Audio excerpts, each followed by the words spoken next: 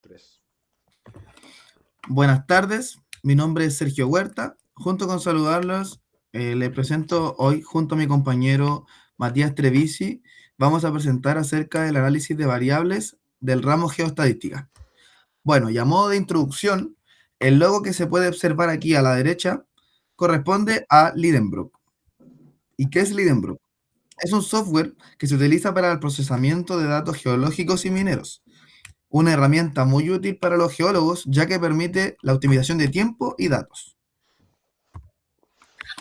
Los profesores entregaron una base de datos, la cual luego de un análisis se pudo identificar distintos elementos, los cuales corresponden a la elevación, el hierro, el sílice, el fósforo, el aluminio, el loy y el tipo de roca.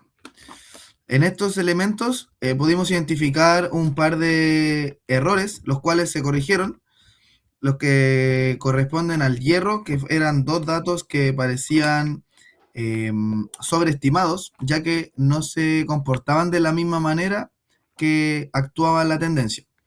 Tenemos también un fósforo que es negativo, el cual se elimina, y tenemos una elevación que tenía 1000 metros más que las demás muestras. Una vez corregidos los datos, se puede llegar a este modelo 3D, digamos, que nos enseña una distribución de las distintas leyes que se pueden encontrar en las rocas. Y tenemos distintas rocas aquí presentes. Aquí están modeladas las 2232 muestras, las cuales corresponden a la roca 1 a una hematita, roca 2 iterbita y la roca 3 son otros. Aquí a la derecha se puede observar la paleta de colores que corresponde a una ley alta, los colores cálidos, y una ley baja, los colores fríos. Ahora bien, luego del análisis exploratorio de datos, podemos trabajar lo que son los histogramas, el cual corresponde a una herramienta de análisis de datos analizando frecuencias e intervalos para luego interpretar datos de yacimientos mineros y poder obtener leyes.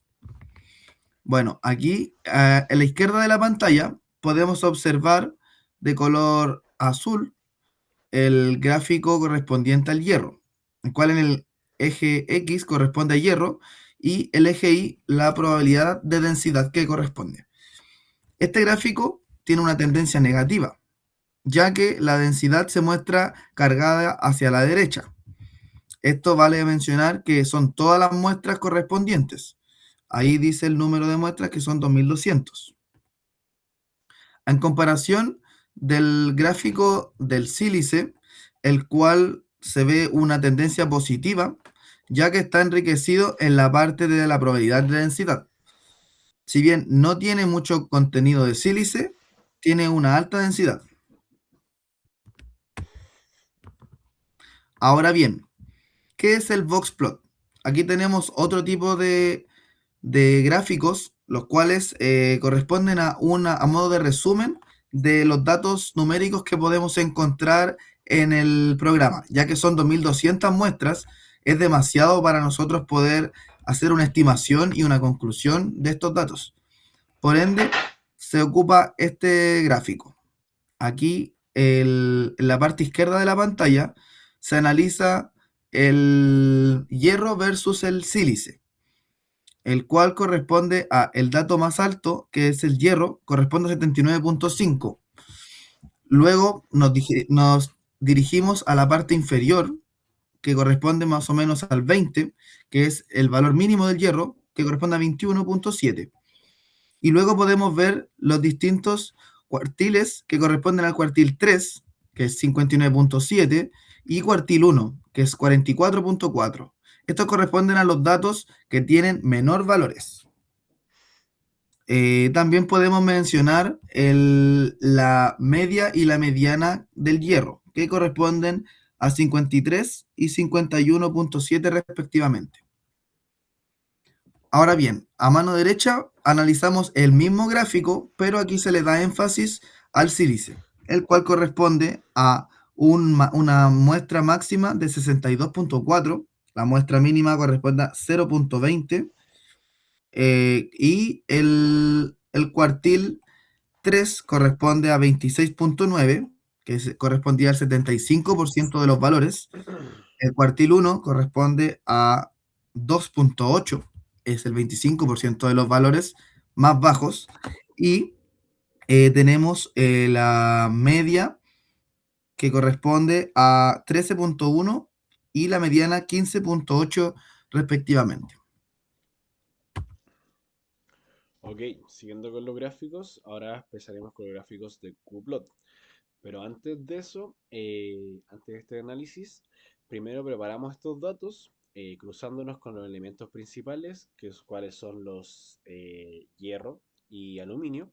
En este caso, vemos que tenemos los dos tipos de litologías, que son la roca tipo 1 hematitas y la roca tipo 2 itabritas.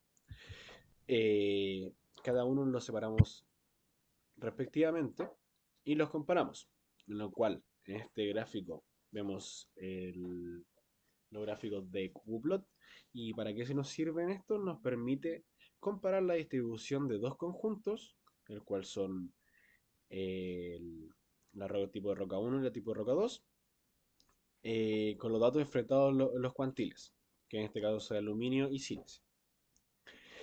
Con esto son ideales para identificar rápidamente si los datos se comportan igual o hay valores atípicos en los extremos, como lo es en este caso del hierro, en el cual desde los 30 hasta los 60 se mantiene bien cerca de la línea roja, lo cual nos permite evidenciar una buena concentración y que no se escapan, pero desde ese punto para abajo los datos van por debajo de la línea y se escapan de la concentración. Luego vamos con el caso del aluminio, en el cual es lo contrario al silicio, por eso, o sea, al hierro, por eso lo pusimos, que desde el 0 a 6 los datos se concentran por la línea o por encima de la línea, y desde ese punto para arriba los datos van por debajo de la línea, la mayoría, y nos siguen la línea roja. ¿Seguimos? Seguimos con el siguiente gráfico. Aquí vemos el gráfico de Pupoplot, ppplot o probabilidad-probabilidad. A diferencia del anterior, estos gráficos comparan la probabilidad acumulada empírica frente a la teórica. Esto nos sirve específicamente para evaluar cómo los datos se ajustan en el centro de la distribución, siendo menos sensible a los valores extremos. Al aplicar nuestros datos de hierro y sílice en estos gráficos, logramos confirmar los datos del cucuplot. En el caso del hierro, vemos que de los 30 para arriba hay una distribución mayor hasta el tope del 99 y hay un mayor suavizado y con mayor rugor va siendo la línea. En el caso del sílice, vemos que los datos son extremadamente bajos hasta el 20 y desde el 20 hasta el 99, o sea, perdón, hasta el 90, sí, hasta el 99, son un dato concentrado y con una buena distribución.